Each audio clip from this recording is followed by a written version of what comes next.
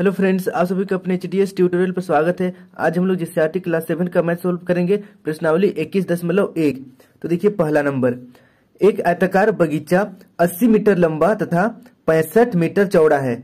इसके बाहर चारों ओर एक 5 मीटर चौड़ा रास्ता है। रास्ता का क्षेत्रफल ज्ञात कीजिए। तो यहाँ पर देखिए रास्ता का क्षेत्रफल ज्ञात करना है।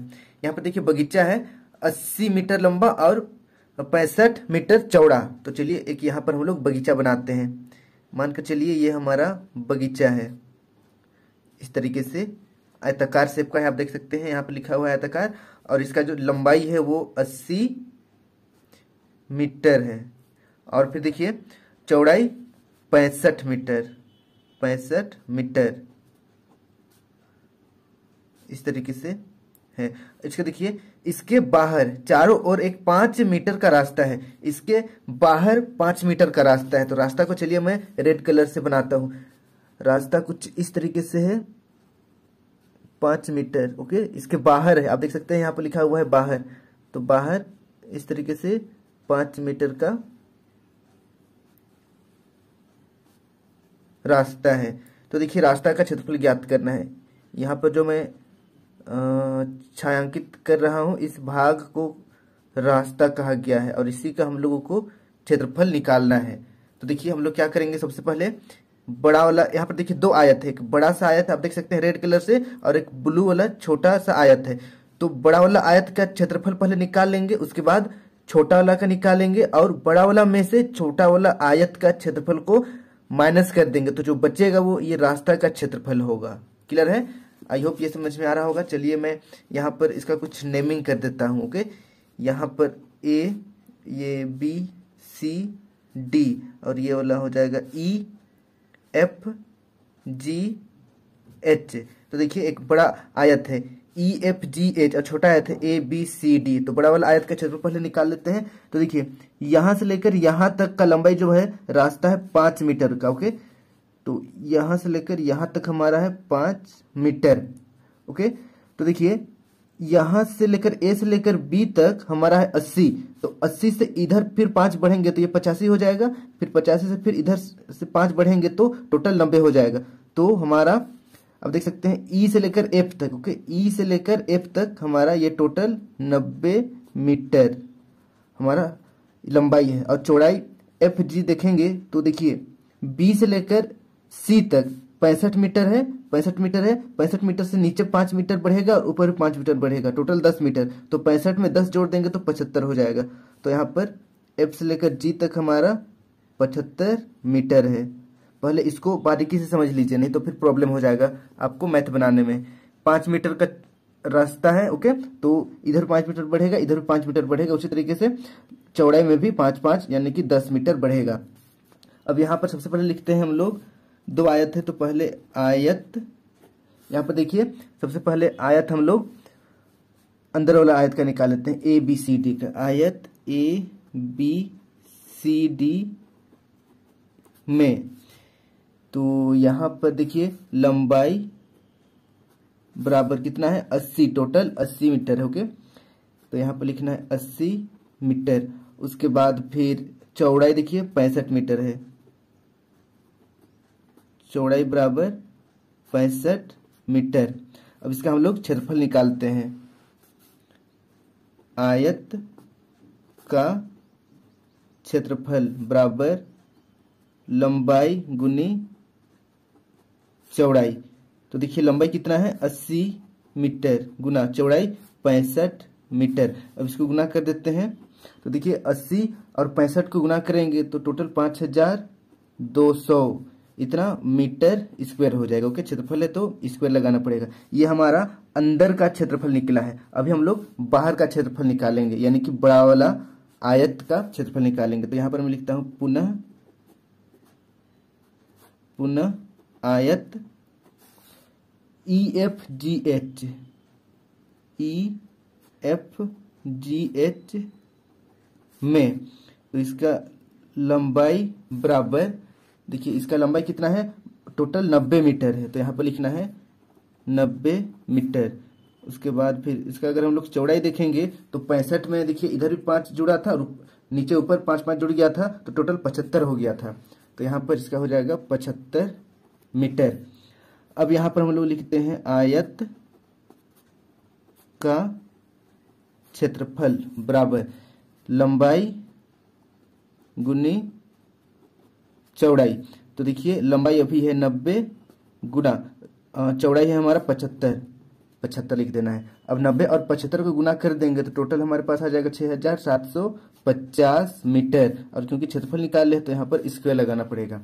अब देखिए बड़ा वाला आयत का क्षेत्रफल है 6750 और छोटा वाला का है 5200 मीटर स्क्वायर। ओके, तो यहाँ पर हम लोग रास्ता का क्षेत्रफल निकालना है, तो यहाँ पर लिखना है रास्ते का क्षेत्रफल बराबर, तो यहाँ पर हो जाएगा आयत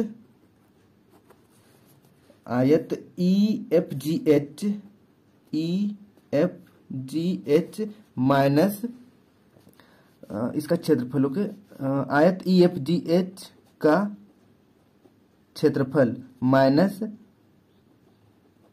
आयत ABCD का क्षेत्रफल, ABCD का क्षेत्रफल। यहाँ पर क्षेत्रफल को माइनस करना है। तो आप देख सकते हैं यहाँ पर आयत EFGH का क्षेत्रफल हमारे पास है 6750। उसी तरीके से फिर ABCD का क्षेत्रफल है 5200, तो माइनस 5200। अब इसका हम लोग माइनस करते हैं। देखिए 6750 में 5200 माइनस करेंगे तो हमारे पास बचेगा 1550। तो इस तरीके से 1550 मीटर स्क्वायर ये हमारा रास्ता का क्षेत्रफल निकल चुका है। यही हमारा आंसर है। आई होप ये समझ में आया होगा। बस यहाँ पर ये ध्यान देना है कि पहले हम लोग बड़ा वाला जो आयत है उसका क्षेत्रफल निकालेंगे, उसके बाद छोटा वाला क्षेत्रफल निकालेंगे, या फिर छोटा वाला को पहले बड़ा वाला को बाद में, आगे पीछे निकाल सकते हैं। लेकिन फाइनली बस हम लोगों को जो बड़ा वाला आयत है उसमें से छोटा वाला आयत को माइनस करना है, तो हमारा आंसर आ जाएगा। इसे आप नोट कर लीजिए। अगर कहीं पर दिक्कत हुआ है तो मुझे कमेंट कर दीजिए, मैं डाउट सेक्शन में क्लियर कर दूंगा। सेकंड नंबर का क्वेश्चन देखिए, एक आयताकार तालाब जिसकी लंबाई 50 मीटर और चौड़ाई 38 मीटर है, यदि 1 मीटर स्क्वायर पत्थर बिछाने का मजदूरी 45 रुपया है, तो तालाब के चारों ओर 2 मीटर चौड़े रास्ते में पथ बिछाने की कुल मजदूरी ज्ञात कीजिए। तो यहाँ पर एक तालाब है, ओके, और इसके चारों ओर पत्थर हम लोगों को बिछाना है और जिसका लागत है 1 मीटर स्क्वायर का लागत है हमारा 45 रुपया। ओके, तो देखिए रास्ता का जो चौड़ाई है वो देखिए 2 मीटर है, तो यहाँ पर हम लोगों को कुल मजदूरी खर्च निकालना है। तो सबसे पहले यहाँ पर मैं एक तालाब बनाता हूँ। चलिए ये हमारा मानकर चलिए तालाब है, इस तरीके से आयताकार तालाब है। ओके, और इसके चारों ओर यानी कि बाहर हम लोगों को पत्थर का रास्ता बनाना है इस तरीके से। आप देख सकते हैं।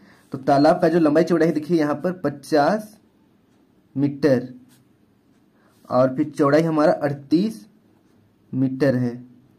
ओके, अब मैं इसे कुछ नाम दे देता हूं, जैसे कि इसे मैं A, ये हमारा हो जाएगा B, C, D और इधर बाहर का E, F, G, H। तो यहाँ पर भी हम लोग सेम करेंगे जैसे 1 नंबर में किए थे। देखिए हम लोगों को ये जो मैं यहाँ पर अभी जो डार्क कर रहा हूँ ये रास्ता है। ओके, यहीं पर पत्थर हम लोगों को बिछाना है, तो इसका हम लोगों को क्षेत्रफल पहले निकालना है। तो उसके लिए क्या करेंगे, सबसे पहले बड़ा वाला आयत का क्षेत्रफल निकाल लेंगे। ओके, उसके बाद छोटा वाला आयत का क्षेत्रफल निकालेंगे और फिर बड़ा वाला आयत का क्षेत्रफल से छोटा वाला आयत का क्षेत्रफल को माइनस कर देंगे, तो रास्ता का क्षेत्रफल निकल जाएगा। उसके बाद इसको 45 से गुना कर देंगे तो कुल लागत भी निकल जाएगा। तो यहाँ पर लिखना है, सबसे पहले हम लोग छोटा बड़ा कोई भी आयत का क्षेत्रफल निकाल सकते हैं। तो पहले मैं छोटा का निकालता हूँ, अंदर वाला का। तो यहाँ पर लिखना है आयत ABCD में। ओके, देखिए ABCD, तो यहाँ पर देखिए हमारा लंबाई कितना है 50 मीटर, तो यहाँ पर लंबाई हो जाएगा हमारा 50 मीटर। उसी तरीके से चौड़ाई देखिए ऑलरेडी दिया हुआ है 38 मीटर, यहाँ पर है देखिए 38 मीटर, तो यहाँ पर लिखना है 38 मीटर। अब इसका हम लोग क्षेत्रफल निकालते हैं। आयत का क्षेत्रफल बराबर लंबाई गुनी चौड़ाई बराबर, अब देख सकते हैं लंबाई हमारा 50 मीटर गुना चौड़ाई हमारा 38 मीटर। अब हम लोग 50 में अगर 38 जोड़ देते हैं तो 1900 हो जाता है, यानी कि 1900 मीटर, क्योंकि यहाँ पर इस क्षेत्रफल निकाल रहे हैं तो यहाँ पर स्क्वायर लगेगा। इस तरीके से 1900 मीटर स्क्वायर हमारा अंदर का तालाब का क्षेत्रफल निकल गया है। अब हम लोग बाहर का आयत का क्षेत्रफल निकालते हैं। तो देखिए यहाँ से यहाँ तक 50 है, ओके। और जो चौड़ा है रास्ता, यानी कि यहाँ से लेकर यहाँ तक हमारा कितना है, 2 मीटर। तो 50 में हम लोग इधर 2 जोड़ेंगे तो 52 हो जाएगा। उसके बाद 52 में फिर से, ओके, 52 में फिर से 2 इधर जोड़ेंगे तो हमारा 54 हो जाएगा। तो बड़ा वाला आयत का जो लंबाई है यहाँ से लेकर यहाँ तक वो हो जाएगा हमारा 54 मीटर। उसी तरीके से इधर इसका जो चौड़ाई है वो देखिए 38 है, छोटा वाला का। तो ऊपर 2 जोड़ेंगे तो 40 हो जाएगा। उसके बाद नीचे 2 जोड़ेंगे 40 में तो 42 हो जाएगा। तो इस तरीके से 42 मीटर इसका चौड़ाई निकल चुका है, ओके। लंबाई हमारा 54 है और 42 हमारा चौड़ाई है। तो चलिए अब नीचे लिखना है पुनः आयत EFGH में, EFGH में यहाँ पर हमारा लंबाई बराबर, आप देख सकते हैं लंबाई हमारा 54 है, 54 मीटर। उसी तरीके से देखिए हमारा चौड़ाई 42 मीटर है। तो नीचे लिखना है चौड़ाई बराबर 42 मीटर। अब लिखना है नीचे आयत का क्षेत्रफल बराबर लंबाई गुना चौड़ाई। ये तो कॉमन सा फॉर्मूला है, इसे तो आपको याद रखना ही पड़ेगा। अब देखिए लंबाई हमारा 54 मीटर है गुना चौड़ाई हमारा 42 मीटर है। अब देखिए 54 में हम लोग अगर 42 गुना कर देते हैं तो टोटल हमारा आ जाएगा 2268, ओके। तो 2268 मीटर, क्योंकि यहाँ क्षेत्रफल निकाल रहे हैं तो यहाँ पर स्क्वायर हो जाएगा। इस तरीके से बड़ा वाला आयत यानी कि EFGH का क्षेत्रफल 2268 मीटर स्क्वायर है। अब देखिए हम लोगों को रास्ता का क्षेत्रफल निकाल लेना है, यानी कि बड़ा वाला आयत में छोटा वाला आयत का क्षेत्रफल को माइनस कर देंगे और फिर लागत निकालना है, इसलिए 45 मीटर स्क्वायर जो रेट है उससे गुना कर देंगे। तो चलिए यहाँ पर लिखना है रास्ते का क्षेत्रफल, रास्ते का क्षेत्रफल बराबर आयत पहले बड़ा वाला लिखना है, ओके। बड़ा वाला का नाम है EFGH का क्षेत्रफल माइनस आयत ABCD का क्षेत्रफल। अब देखिए यहाँ पर आयत EFGH का क्षेत्रफल है 2268 और यहाँ पर आयत ABCD का क्षेत्रफल हम लोगों के पास है 1900, ओके। ये मीटर स्क्वायर हो जाएगा। अब हम लोग यहाँ पर देखिए 2268 में 1900 माइनस करेंगे तो हमारे पास टोटल आ जाएगा 368। तो इस तरीके से 368 मीटर स्क्वायर ये हमारा रास्ता का क्षेत्रफल है। अब देखिए जो क्वेश्चन है उसको ध्यान से देखिए। 1 मीटर स्क्वायर पत्थर बिछाने का मजदूरी है 45 रुपया, ओके। तो टोटल हमारा क्षेत्रफल निकला है 368। तो 368 में 45 को गुना कर देंगे, हमारा कुल लागत आ जाए। अब देखिए 45 रुपये प्रति मीटर स्क्वायर की दर से पत्थर बिछाने की कुल मजदूरी बराबर, तो रास्ता का क्षेत्रफल हमारा 368 है, ओके, गुना उसके बाद फिर 45 गुना कर देंगे। तो 368 को अगर हम लोग 45 से गुना करते हैं तो टोटल 16,560 इतना रुपया हमारा आंसर आ जाता है। यानी कि 15 रुपया प्रति मीटर के दर से अगर हम लोग पत्थर बिछाएंगे तो रास्ता बनाने में कुल खर्च आ जाएगा 16,560, ओके। ये कोमा है, इसको ध्यान देना है, ये कोमा है 16,560, ये हमारा आंसर है। आई होप ये समझ में आया होगा आपको। अगर कहीं पर दिक्कत हुआ है तो मुझे कमेंट कर दीजिए, मैं डाउट सेशन में क्लियर कर दूंगा। और वीडियो अच्छी लगे तो वीडियो को लाइक करके अपने दोस्तों के साथ जरूर शेयर करें। इसी प्रकार के मेरे सभी वीडियो देखने के लिए इस सब्सक्राइब बटन को प्रेस करके सब्सक्राइब करें और साथ ही यहाँ पर बेल आइकन को ऑल में क्लिक करें। इसके बाद HDS ट्यूटोरियल को टच करें, आपके सामने कुछ इस तरीके का पेज ओपन हो जाएगा। अब आपको प्लेलिस्ट पर टच करना है, आपके सामने कुछ इस तरीके का मेरा सारा प्लेलिस्ट ओपन हो जाएगा, क्लास 6, 7, 8, 9 सब्जेक्ट वाइज और चैप्टर वाइज। तो यहाँ से आप सारा वीडियो मेरा देख सकते हैं। धन्यवाद।